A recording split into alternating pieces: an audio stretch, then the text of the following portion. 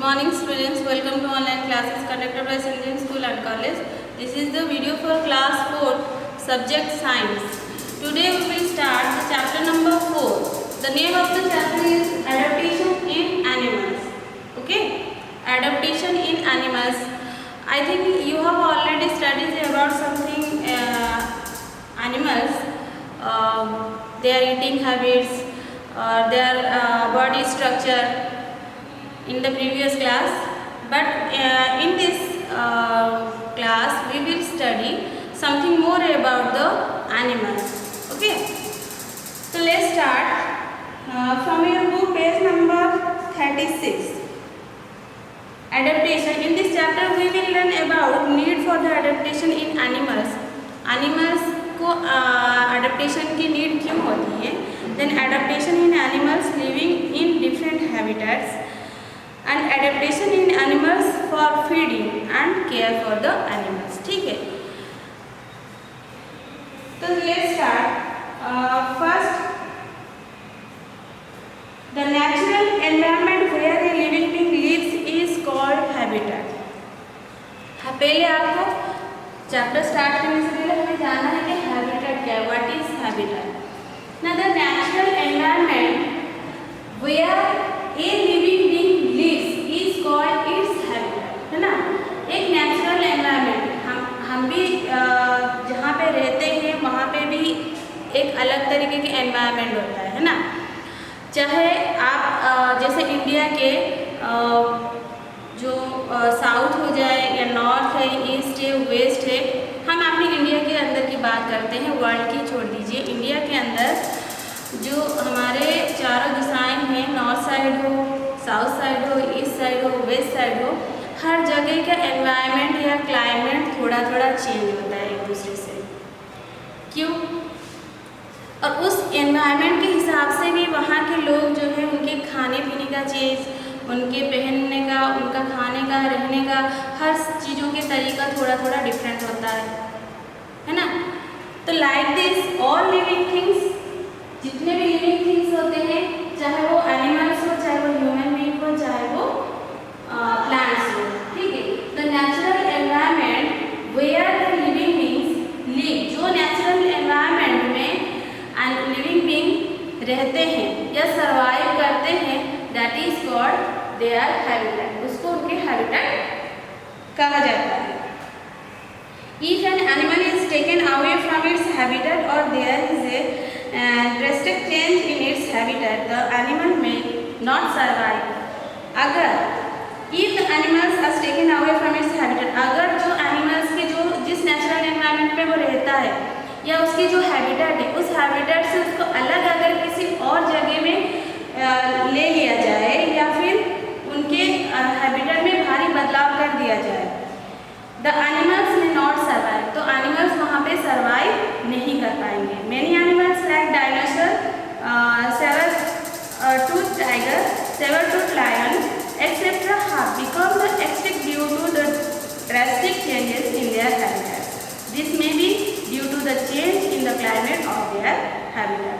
Many animals like dinosaur, जैसे आप dinosaur के बारे में तो सुना होगा, लेकिन डायनासोर फिलहाल पहले थे, लेकिन इस समय डायनासोर आपको पूरे वर्ल्ड में कहीं देखने के लिए नहीं मिल रहा. इतना विराट विशाल का है जीव जो धीरे धीरे इस मतलब वर्ल्ड से या इस धरती से ख़त्म हो गए, और वो बिल्कुल ही ख़त्म हो गए, जो कि अभी हमें कहीं पे भी दिखाई नहीं देता. बस हम लोग सुने हैं या फिर उनका कुछ अवशेष जो म्यूजियम में रखा गया उसको देख के हम लोग अनुमान लगाते हैं.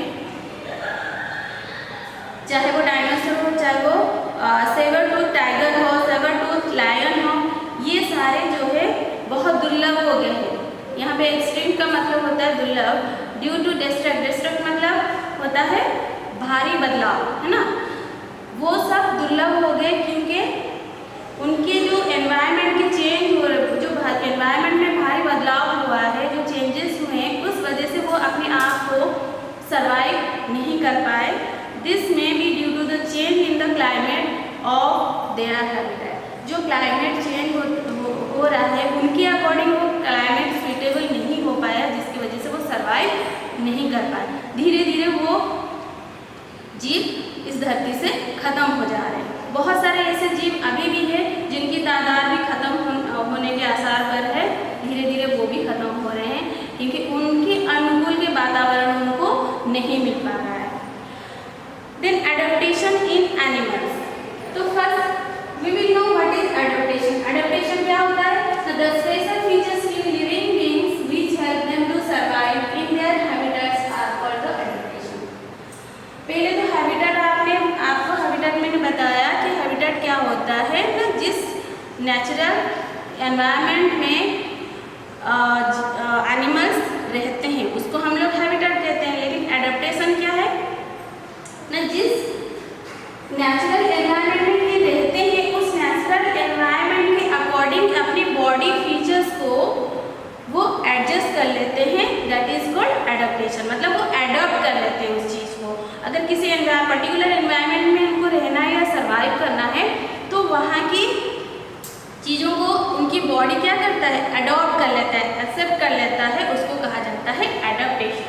ठीक है, तो need for the adaptation in animals. Animals में एडेप्टेशन की जरूरत क्यों होती है या उनकी आवश्यकता क्या है? Animals live in different environments such as cold mountains, hot desert and deep seas. Therefore they have the different type of body shapes. They have different food habits. Their body shapes and food habits help them to adjust in their environment. An animal which is adapted to live in cold place cannot survive in hot desert. The animals which do not adapt to their surroundings die soon. Thus, the adaptation helps animals to live in their environment successfully.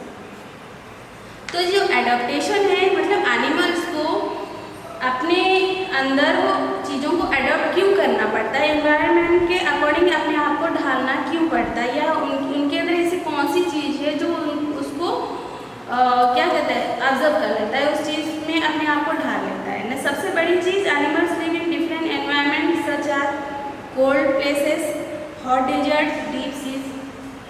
अलग अलग environment में animals रहते हैं। Cold places मतलब जहाँ पे बहुत ज़्यादा ठंड पड़ता है, ज़्यादातर आपने देखा होगा माउंटेन एरिया में बहुत ठंडा रहता है क्योंकि वहाँ बर्फ़ गिरता है। हॉट डेजर्ट में माउंटेन में कोल्ड बहुत होता है और डेजर्ट में बहुत हॉट, क्योंकि डेजर्ट में बहुत गर्मी होती है ना। एंड डीप सीज, और सीज मतलब सीज जो समुद्र और ओशियंस के गहराइयों में भी बहुत सारे बड़े बड़े एनिमल्स रहते हैं।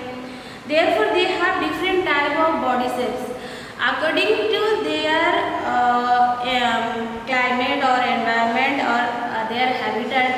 Their body shapes also different. उनके बॉडी के जो शेप्स होते हैं या बॉडी फीचर्स होते हैं वो एक दूसरे से बिल्कुल अलग ही है। They have different food habits. उनके फूड हैबिट्स अलग अलग है। जो पानी में रहता है वो कुछ और खाता है, जो लैंड में रहता है वो कुछ और खाता है, जो फ्लाइंग करता है वो कुछ और ही खाता है। उनके फूड हैबिट्स भी अलग अलग होते हैं। Their body shapes and food habits help them to adjust in their environment. उनके बॉडी शेप्स और फूड हैबिट्स ही उनको हेल्प करते हैं to adjust in their environment. जिस एनवायरनमेंट में रहते हैं, जिस हैबिटेट में वो रहते हैं, उनको ये चीज़ हेल्प करता है कि जो चीज़ें वो खा रहे हैं या जो बॉडी शेप्स उनकी है वो उसी हिसाब से उनको वहाँ पे सर्वाइव करने के लिए हेल्प करता है। An animal which is adapted to live on the cold places can not survive in hot desert. अगर कोई भी एनिमल अगर अडेप्टेड है या लिव कर रहा है, कहाँ पे रह रहा है, कोल्ड प्लेसेस में, मतलब ठंडी एरिया, बहुत जहाँ पे बहुत ठंड पड़ता है, बर्फ़ गिरता है, अगर उस जगह पे वो सर्वाइव कर रहा है, अगर उसको उठा के हम लोग डेजर्ट एरिया में छोड़ दें, उसको ला के बहुत हॉट एरिया, गर्म एरिया में छोड़ दें, तो the animals can not survive. वहाँ पे वो एनिमल्स अपने आप को सर्वाइव नहीं कर पाएंगे। The animals which do not adopt their surroundings die soon. अगर वो एनिमल्स अपनी सराउंडिंग, अपनी एनवायरनमेंट, अपनी उस क्लाइमेट को अगर वो अडॉप्ट नहीं कर पाया, अगर किसी एनिमल से हमने दूसरे क्लाइमेट में, दूसरे अडोप्टेशन के लिए छोड़ दिया किसी अलग जगह पे, जैसे कोल्ड प्लेसेस या डेजर्ट प्लेसेस पे छोड़ दिया, तो अगर उस सराउंडिंग के हिसाब से वो अपने आप को अडॉप्ट नहीं कर पाया या एडजस्ट नहीं कर पाया, तो दे विल डाई सून। वो क्या हो जाएंगे, वो बहुत जल्दी मर जाएंगे या ख़त्म हो जाएंगे। Thus adaptation helps animals to live in their environment successfully. So adaptation helps animals, adaptation क्या करता है, helps animals to live in their environment, वो एनिमल्स को हेल्प करता है एनवायरनमेंट में रहने के लिए, लिव सक्सेसफुली, कैसे सक्सेसफुली अपने एनवायरनमेंट में रहने के लिए हेल्प करता है, ठीक है। Then adaptation in animals in different habitat, adaptation in animals, अलग अलग एनिमल्स अलग अलग हैबिटेट उनका होता है, तो उस हिसाब से उनके एडाप्टेशन भी अलग अलग होता है। तो thus we will study about the adaptation of animal, different adaptation of animals in different habitat on the next video. So all of you read this all of you start reading this chapter, and there are also many difficult words in your book. All of you try to learn this difficult words and read properly and try to understand each and every concept in your book related this chapter. Okay.